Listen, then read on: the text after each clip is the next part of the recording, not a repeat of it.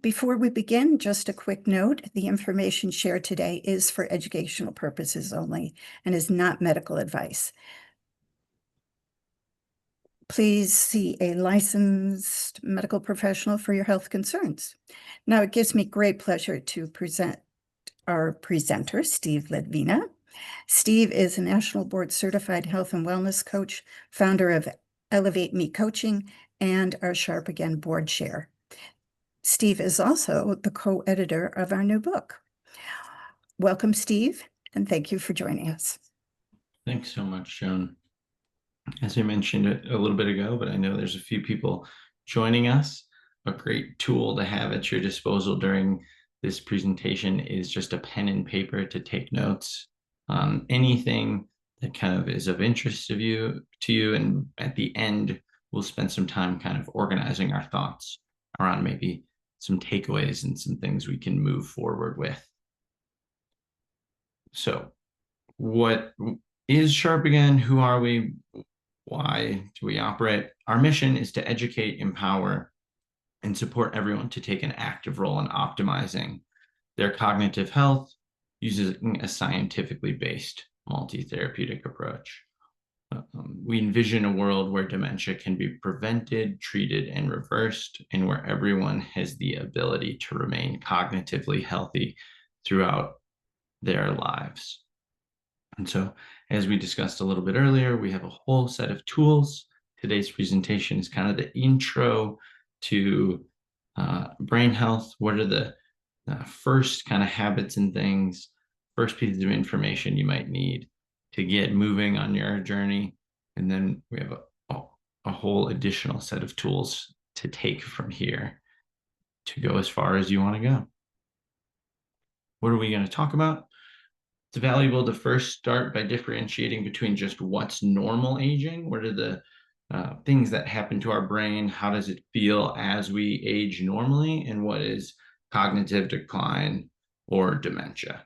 And what are the differences between those two? Because a lot of anxiety is generated from the questioning of, is this normal? Is this not normal?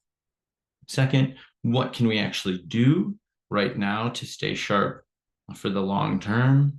What are the root causes of memory loss in dementia? And then, like I've mentioned a couple times, we really encourage everyone to leave with one or more action steps to take this information and actually put it into action in their lives. So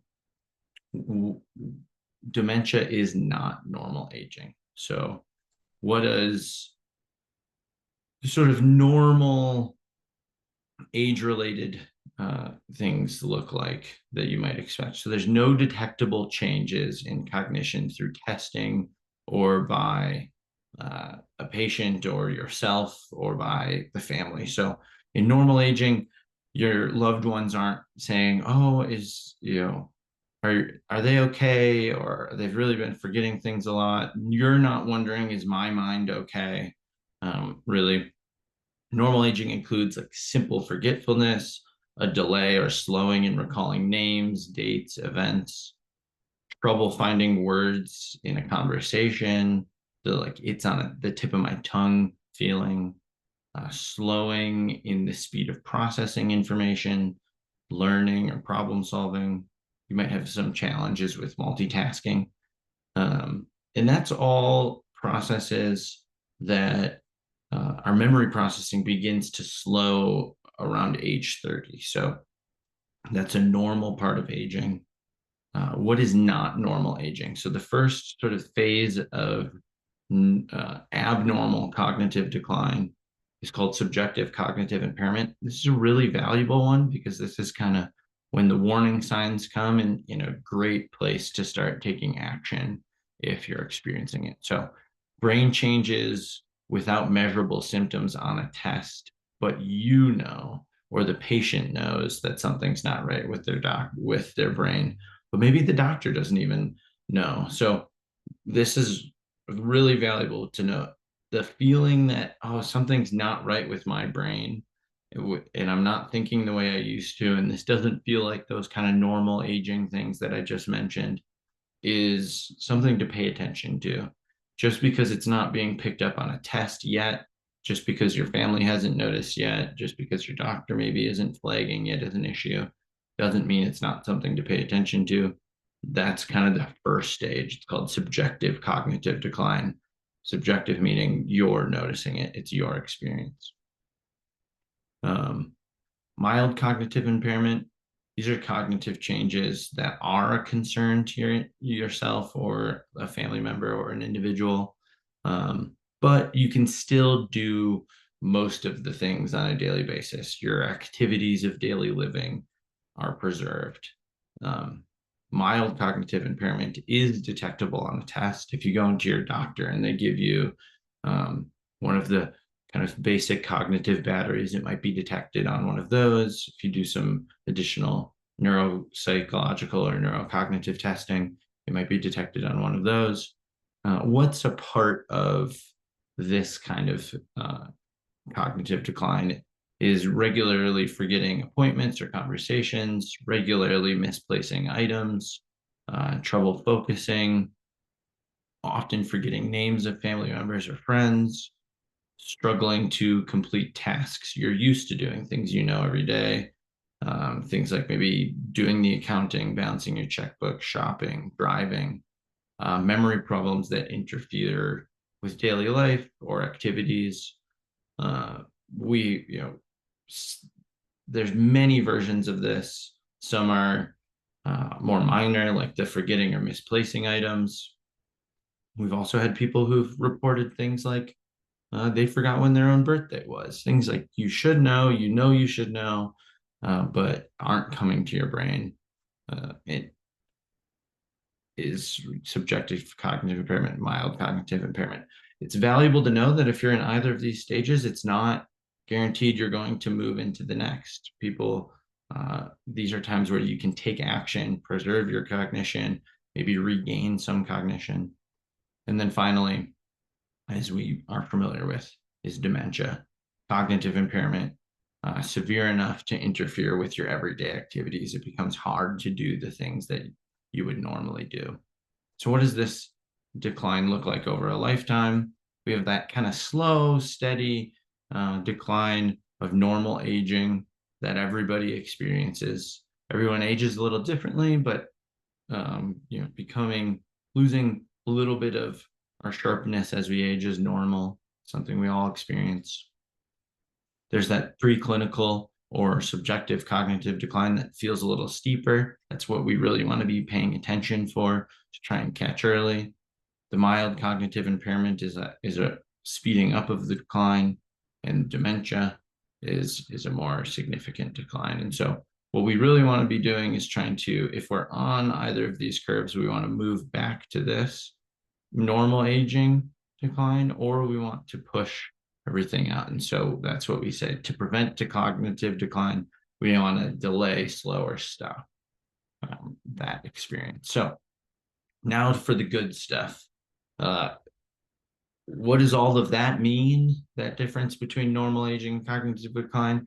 It means that we want to switch to a prevention mindset. We're lucky that we live now.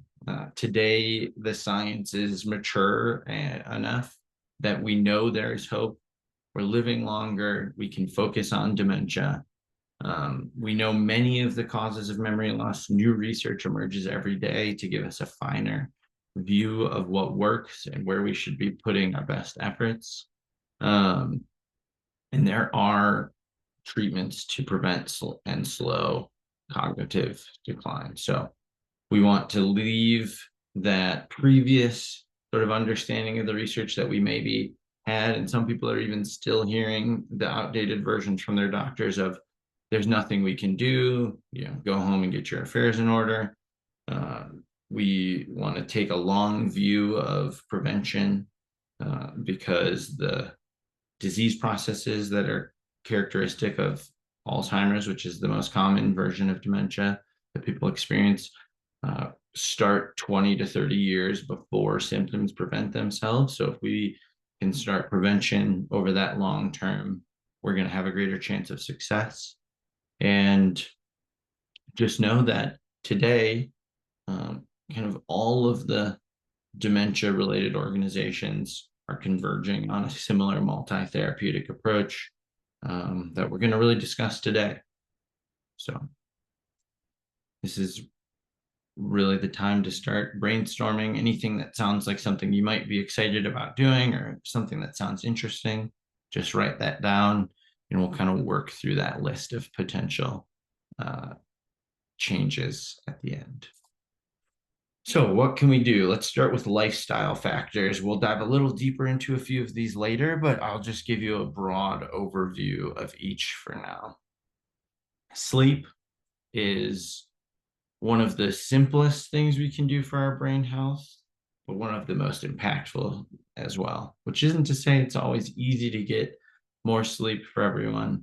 I know many people have a difficult time getting more sleep, but if we can get that 7 to 9 hours of sleep per night, it helps with many of the brain processes that maintain our brain health and our cognition. So one of the things I like to note that's the simplest piece of the puzzle is 7 to 9 hours of sleep doesn't just mean, oh, if I'm in bed for 7 hours, that's enough sleep.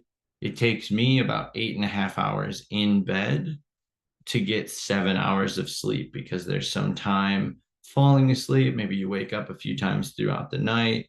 There's some time waking up in the morning. And so when I use a sleep tracker, it actually shows me that, oh, I need to spend 8.5 hours in bed-ish to get that minimum amount of 7 hours to sleep. So just budgeting that right amount of time in your life to make sure you're getting enough sleep is one of the simplest pieces of the puzzle to give our brain the chance to stay healthy for the long term.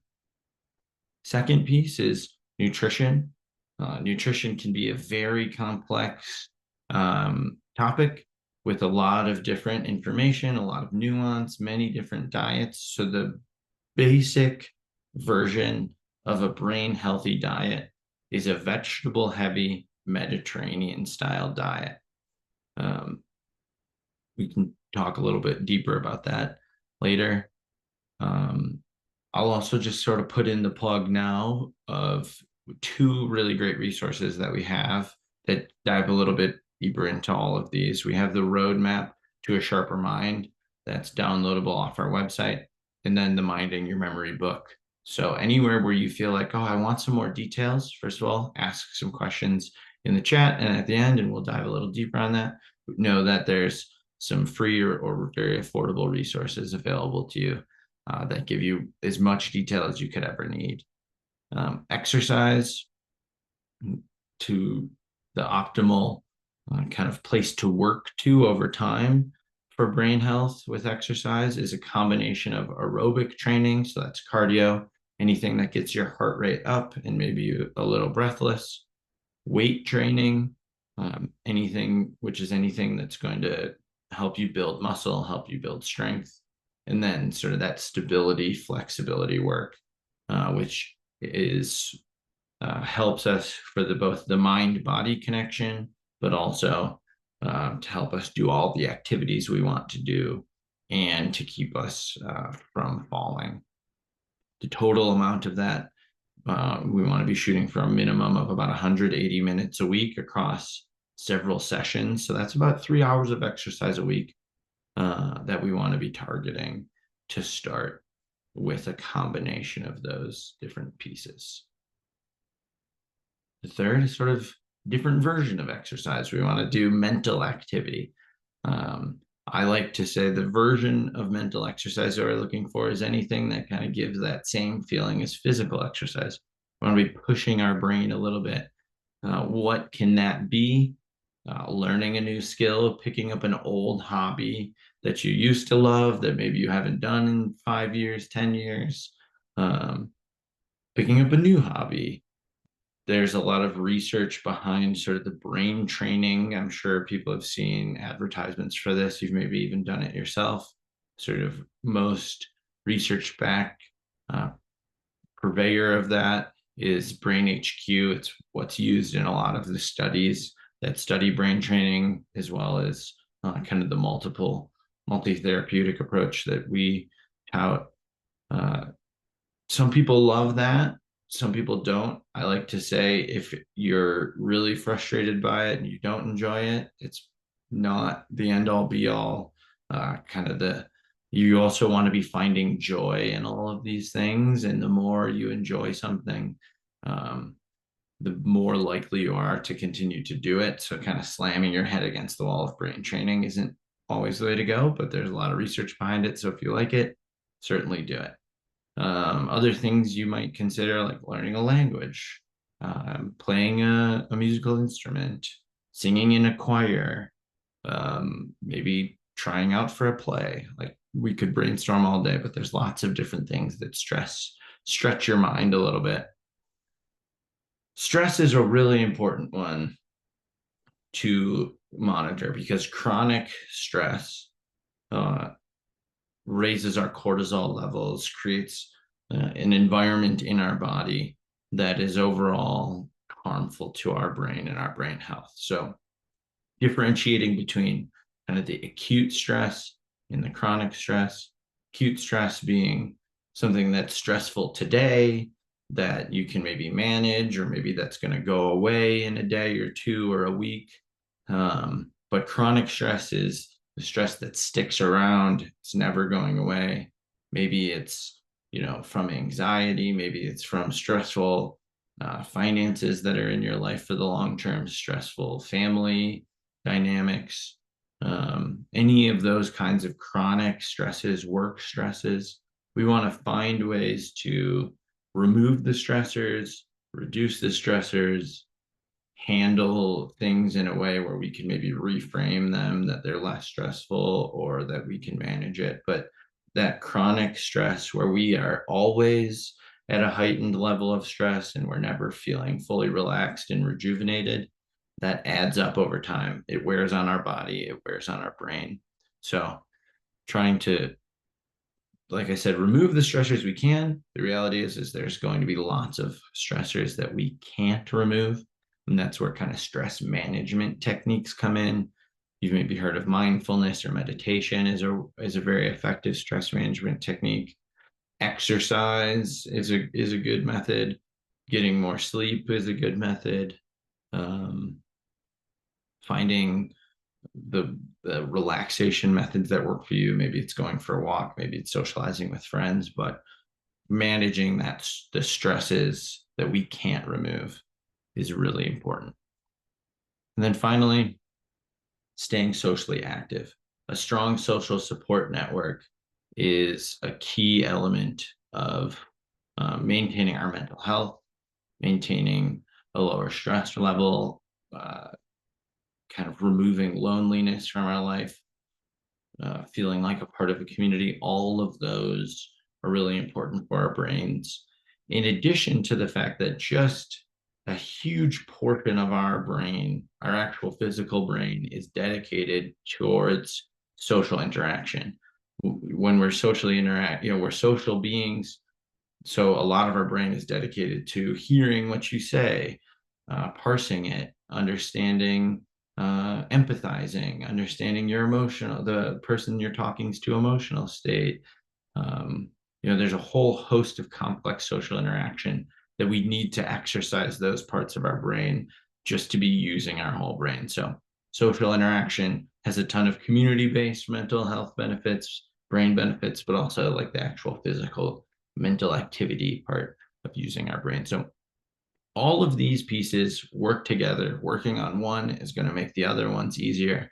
Getting more sleep makes it easier to eat healthy. It makes it easier to manage stress, and vice versa, in a very interconnected web across all of these. So those are the lifestyle factors. There's a few other preventable causes that we just touch on in this intro presentation, but that we have deep dive webinars throughout the year that are whole chapters in our book. And so if you feel like diving a little deeper, if these are the ones that get you excited or interested, or that maybe you're already concerned about, there's lots of other resources on our YouTube channel, or in writing, but feel free to ask questions at the end as well. These other preventable causes are things like toxins, an aggregated toxic load over time that can come from our food, water, or air, both in really any environment that we spend a lot of time in. We specifically talk about at work or home. Toxins in those places adding up over time have an impact on our brain health. Hormonal imbalances, these can take a lot of different forms, but our hormones and their role in our bodies are play a huge role in our, both the health of our brain, but the function of our brain too, the cognition. And so that could be things like thyroid imbalances or sex hormones and how our levels of those change throughout our lives. Inflammation is kind of both a cause, but also the mediating factor for a number of the causes. So a poor diet could cause inflammation, toxins could cause inflammation, but also specific causes like low-level infections or other sources could cause an inflammatory response in our brain. So monitoring and managing inflammation is important. Heavy metal toxicity is one of those things that can be chronic or acute. So testing for levels of mercury, lead, and other metals can be important for prevention, but also if you're experiencing symptoms, to rule out those as a potential cause of current cognitive symptoms. Both physical and emotional trauma, so things like concussions or traumatic events in childhood or all of life, have an effect on our brain health, both in the short term and the long term. And so treating those and attending to those to manage the effects of those is important. And then finally, this one we say with a lot of caveats around it, because you should not make any decisions on your medications without the input of your doctor. But some medications, especially interactions between medications, can have significant cognitive effects in the short term, but also, some medications used in the long term can be contributing to cognitive decline. So having those conversations with your doctor, asking them, hey, I'm concerned about my brain health long term. Are any of these medications helping or hurting with that? Might be an appropriate conversation to have with your physician. So those are, I'll just say again, kind of this bucket of other preventable causes. By no means is everything I talked about a complete list. And if you're on our email list, or maybe this is your first webinar and you are now, keep a lookout for full webinars from experts that we bring in. We bring in either research experts or doctors or subject matter experts in each of those subjects, including the lifestyle factors that we brought, and do kind of a whole hour on each topic throughout the year. We reach every topic about every 18 months or so. So we talked about the broad subjects a lot, the broad causes. Now let's jump into kind of a bunch of specific approachable things that we could start with today. What can we do right now? Eating a whole food, unprocessed foods diet is a valuable first step. So just choosing whole foods like fresh fruit, heavy in vegetables. A good sort of easy rule of thumb you can take into the grocery store is like a rainbow of vegetables, just grabbing things of different colors. It's kind of a simple way to start having a diverse set of vegetables, leafy greens, high in fiber diet. We really want to be trying to reduce our dependence on processed foods. Kind of a good way to think about it is like shopping the outside of the grocery store is typically where all those sort of whole foods are. More the interior aisles is where the processed are. So making that loop around the outside can be an effective sort of mental framework for how to approach that during the shopping. Another easy first step that is often we've seen in our coaching groups, I've seen with clients, is just hydration. Water is kind of an essential piece for delivering nutrients to the brain, for removing toxins. It helps balance mood. It helps reduce stress. It contributes, to more effectively doing sort of all the other pieces of the lifestyle. Better hydration is going to make exercise easier. It's going to make sleep a little bit easier. So if hydration maybe isn't something that you're doing well right now, that's an easy first step and a very approachable one. Kind of a rule of thumb that can be helpful to getting a good amount of water every day is sort of like your weight in ounces divided by 2. So if you weigh 160 pounds, like 80 ounces of water a day is a good rule of thumb. That might be a lot of water for some people, especially if you're drinking that much water. You also want to tend to like electrolytes and salt intake as well within your diet. Another diet related piece that can be an effective tool for people is a 12-hour overnight fast. If you have like blood sugar issues, if you're diabetic or pre-diabetic, this might be a conversation with your doctor before you try it, just to make sure that this fits into that constraint. But for the general person, allowing your body to rest overnight for, at a minimum 12 hours can help improve your gut health. It can help improve your insulin sensitivity. It gives your body a chance to sort of renew without the need to do digestion. And it's not as hard.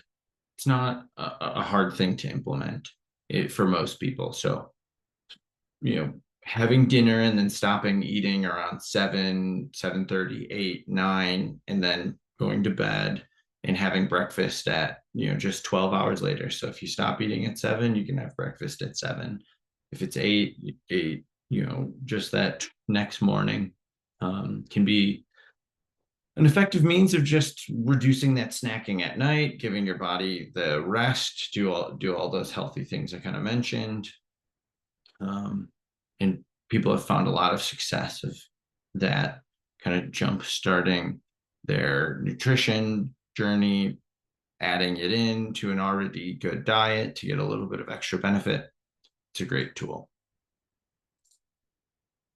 Kind of talked about sleep a little bit. Without that 7 to 8 hours of sleep, we're going to feel tired, irritable. We're less able to cope with stress. Poor sleep reduces the ability to clear toxins and plaque from our brains.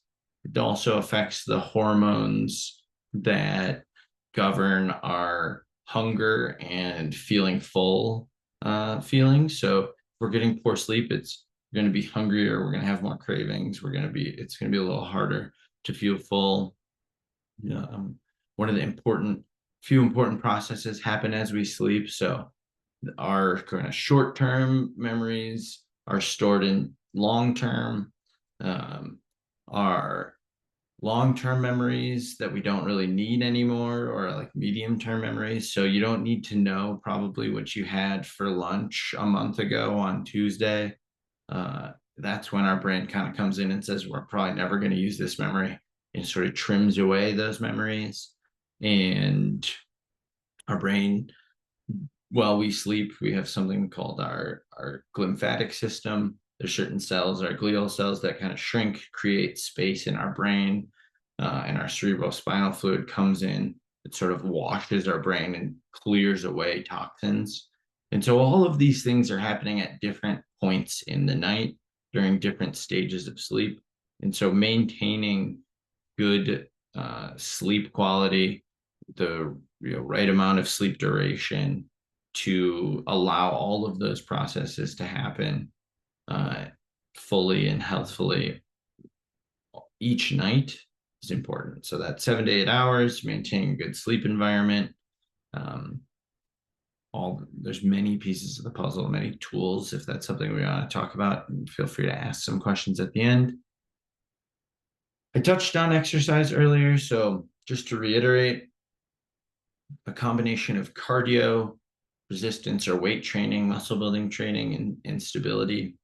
Exercise promotes a strong flow of oxygen to the brain. It helps with our vascular health, our blood vessel health. So Alzheimer's, one of the big risk factors for Alzheimer's is vascular health or cardiovascular health. The second most common form of dementia is called vascular dementia. It's kind of caused by that degradation in the health of our cardiovascular system. So the two chief causes are forms of dementia. Exercise is directly going to help prevent.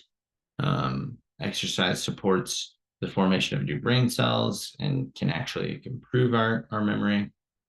So I gave the overview earlier of like exactly what we want for exercise. And so I'll just talk about one of the effective sort of ways of implementing a new exercise plan, or if you're pursuing, maybe you're leveling, you're trying to go to a new level of exercise, exercising more, or you're starting a new piece.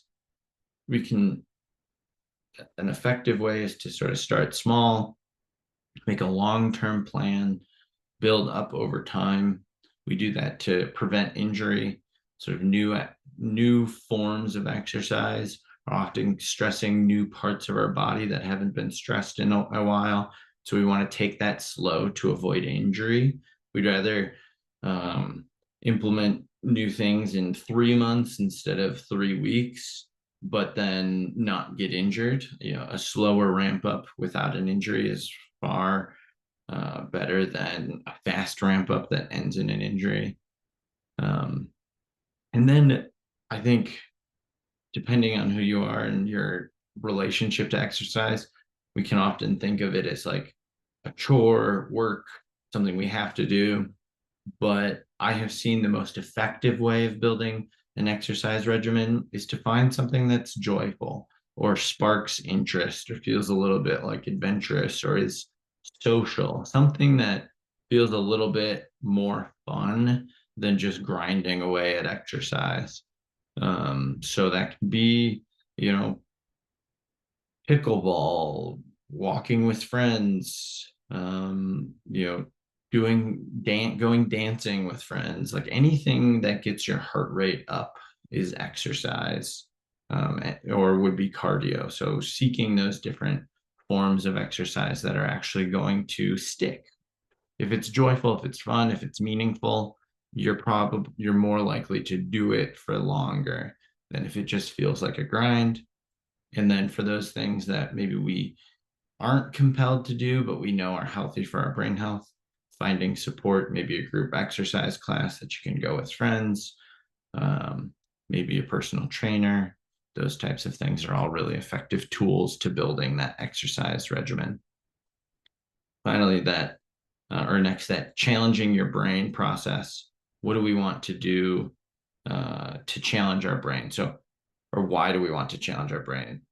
Brain develops neural connections when we learn new information and are engaged. So learning a new language or instrument, or problem solving, doing something that kind of stretches our brain, helps activate that new neuron forming process. It helps overall to maintain and strengthen our existing neurons or existing connections in our brain. And so I talked earlier about a bunch of ways to challenge your brain: that language, instrument, new hobby, reactivating an old hobby, kind of anything that gets you excited. I think there's often the idea that like crosswords or things like that will stress your brain. And if those are new to you, they will. But if we're just doing those every day, that's not necessarily hitting that challenge your brain piece of the puzzle that we're looking for. Maybe it is, maybe it isn't. But the sort of feeling we want to look for in our brain to know if we're stretching our brain is like, are you kind of bumping up against a bit of a difficulty? Does this feel easy, or does this kind of feel a little hard? Do we have to push through it a little bit? Or is it kind of rote, something you've done 1,000 times, something you know how to do? We want to be moving. We want to at least be doing some things that feel new, feel a little bit like they're stretching our brains, which isn't to say you don't do things that you love that you've done 1,000 times. Keep doing the things you love, keep doing the things you enjoy. But also let's try and mix in a little bit of those new brain challenges. Okay. A few more potential things. that are we're just going through all those lifestyle factors and talking about some specific ways we could start today to jumpstart our brain health, or to add some new elements into a set of habits or a lifestyle that's already brain healthy. So that's socializing with loved ones. I talked about it before, but we're social beings. Our overall health depends on social interaction. Many studies have shown that social isolation is directly linked to developing dementia. And there's this kind of loneliness epidemic. So if you're feeling lonely, that isn't just you. It's something that is broad in society. I think we're feeling lonelier than we ever have, and that's sort of across generations. It's, young people are feeling lonely, middle-aged people are feeling lonely, older people are feeling lonely. So this is something lots of people are dealing with.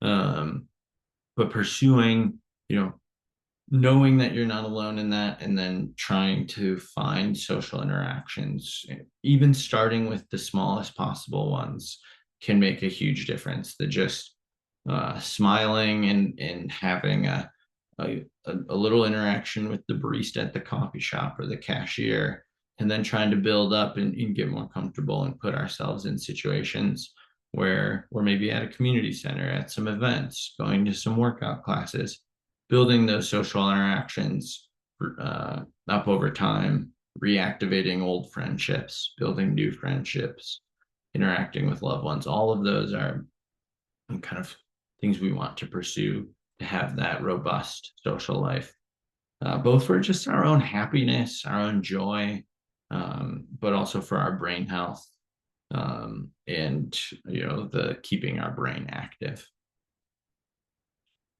Managing stress. Chronic stress, as we talked about earlier, can lead to health problems, including high blood pressure, weight gain, headaches, anxiety, digestive issues, insomnia. I think this is a good spot to sort of highlight that list that's there and notice that it connects directly to all the other lifestyle factors we're talking about. Things like anxiety can make sleep more difficult, digestive issues, making diet, nutrition more difficult, insomnia, making that more difficult, making sleeping more difficult. So managing each one of these things, tending to each part of our life, each part of our lifestyle, will make each other part a little bit easier, a little bit more approachable.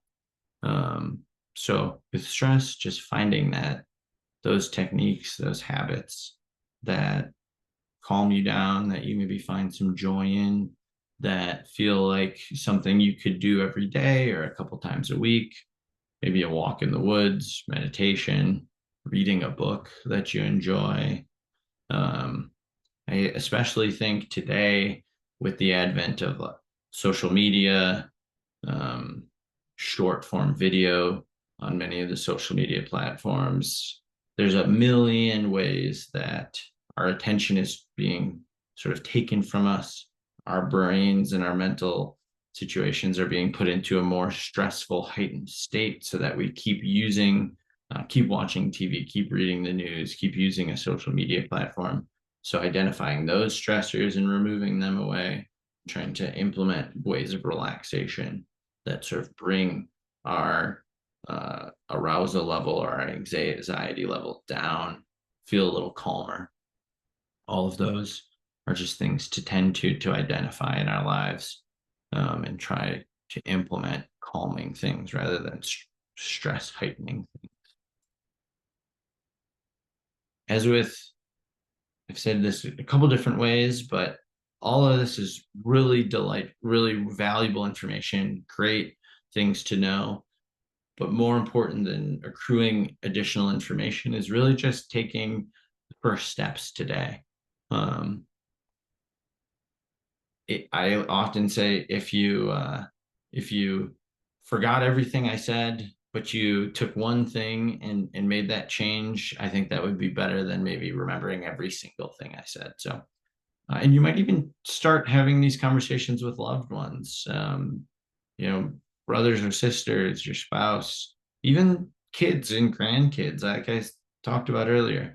The best place to start prevention for everybody is today. So even if they're young, the brain processes that cause cognitive decline have been shown to start 20 to 30 years before symptoms. And so starting early is a really effective thing for anybody of any age to maintain their brain health. And I'll also just say, as part of that conversation, we're talking about cognitive decline, kind of focusing on that like period of life that's typically like 60 and onward, 70 and onward. But many of these things also have a direct benefit on mental health. So that's a framing that gets a little bit more traction and is a little more meaningful to, maybe people in their teens or people in their 20s, because mental health is a big concern with that generation. So talking about hey, managing your mental health today also helps keep your brain healthy for the long term. And here are some steps to take, can be an effective framing of that conversation. And then finally, starting today is a great place to start, and then focusing on that long-term sustainable change is the second kind of piece of that puzzle. We don't want to feel like we have to change our whole life today. Start with something small, focus on this being like a 6-month project, a 1-year project. You want to focus on making a system that you can do every day, not necessarily changing everything all at once. We want to like put one piece in place and then build a second piece on top of it, build a third piece on top of it. And so what does that look like? This is why I was encouraging everyone to write down. We can now kind of shift into making a goal. What do we want to think about? What makes a good goal? So what is your major health concern? What have you thought about today during this presentation that you could make a change in? So a good goal might be, I haven't been sleeping well lately, so I would like to work towards sleeping 7 to 9 hours a night. And I want to achieve that in a month. And then we'll work through some specific steps. Or I want to exercise 3 times a week. Right now, I'm only exercising 1 time a week. And then setting up what type of exercise, where, those types of things. So if you had a chance to pick a goal, I could list many more goals. Like you might pick a goal on stress levels. I've been feeling very stressed lately. I want to try out 2 new ways of managing my stress this week, and then pick one that I'm going to try to use for the long term. And once we have that goal, we want to make it specific and realistic. So we don't want to say, I'm going to lose 40 pounds in the next 3 weeks, right? Like we don't want to set ourselves up from failure. And we want to make it very specific. So instead of saying, I want to sleep better, I want to turn off the TV before bed and, put my phone in another room so that I can sleep better, that sort of thing. Once we have that goal, and if you're willing to share the goal in the chat, please, we would love to hear from you. We want to take a couple action steps and just write those down. So if it's sleeping, I'm going to turn off the TV in the bedroom an hour before my bedtime that I set for myself. And I'm going to target sleeping 7 hours a night, but I need to be in bed for 8 hours. So I'm going to target going to bed at 10 and waking up at 6. Maybe yours is exercise related, and you just want to put 2 to 3 specific action steps into place that might help you achieve that goal. An important piece of all these goals is thinking, what support could I use? Is there a community organization? Is there a friend? Do you need buy-in from maybe a spouse? If it's like cooking or exercise, or you have to make a life change in order to make this space to implement something new in your life. Does anybody have if you want to share in the chat, that would be excellent as we kind of roll through the final pieces here. It would be exciting to sort of hear from anybody.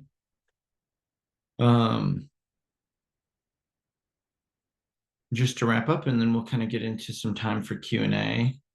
So next steps, you might visit sharpagain.org. You might sign up for the email list, check out our coaching program. Like I said earlier, we've really structured all of our resources here to give you the chance to kind of jump off today and then go the full distance with our tools. So got a little bit of information today.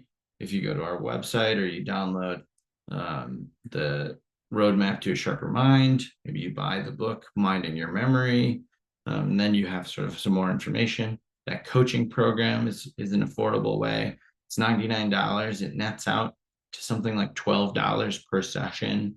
We've worked really hard with our donors and funders to make that affordable for everyone. And if you go to the page on the website, you'll see some wonderful testimonials. It's a great way to start making changes or to get support on changes you're already making and really kind of fortify your brain health for the long term. If you have questions, ask them now or email info@sharpagain.org or support us with a donation. We really couldn't do any of the outreach, create any of the resources that we do without the support of our wonderful donors. So thanks to you all for donating, and thank you. So I'll let this sit for a second. If you want to sign for our email list, here's just a QR code for everybody to use, and then we'll jump into Q&A. Well, Kathleen mentions that she is setting boundaries with people sending her angry texts and links. It's so stressful.